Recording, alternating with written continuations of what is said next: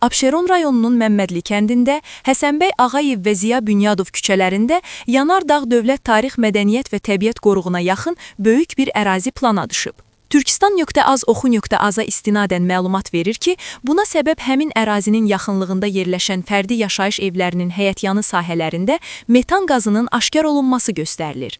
Bununla əlaqədar sözü gedən istiqamətdə kimin evi, həyətyanı sahəsi varsa, artıq həmin sakinlərdən müvafiq sənədlərin yığılmasına başlanılıb. Məlumata görə plana düşən ərazilərdə hər sota görə sakinlərə yüksək məbləğdə kompensasiya ödənilməsi nəzərdə tutulub.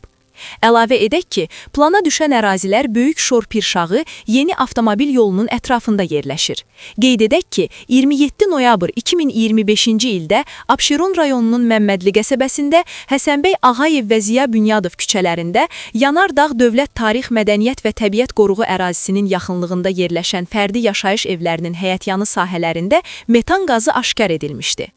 İlkin olaraq FHN, Azəriqaz İstehsalat Birliyi və Abşeron rayon icra hakimiyyətinin mütəxəssislərinin iştirakı ilə ərazidə müayinələr aparılaraq akt tərtib etmişdilər. Müayinə vaxtı sözü gedən ünvanda yerləşən fərdi yaşayış evlərinin bünövrəsinə yaxın olan hissələrində, həyətyanı sahələrində və yaşayış olmayan boş ərazilərdə yer səthində şuf üsulu ilə dəliklər açılaraq cihazlarla ölçmə işləri aparılıb və metan qazı aşkarlanmışdı.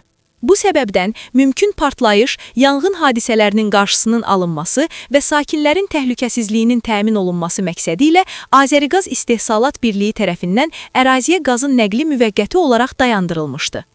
Aparılmış müayinələr zamanı aşkar olunmuş nəticələrin partlayış, yanğın təhlükəli olduğunu nəzərə alaraq, əhalinin və ərazilərin təhlükəsizliyinin təmin edilməsi məqsədi ilə kompleks araşdırmanın aparılması və zəruri tədbirlərin görülməsi üçün Nazirlər Kabinetinin müvafiq tapşırığına əsasən FHN, Ekologiya və Təbii Sərvətlər, Elm və Təhsil Nazirliklərinin, SOCAR və Abşeron rayon icra hakimiyyətinin nümayəndələrindən ibarət işçi qrup yaradılmışdı.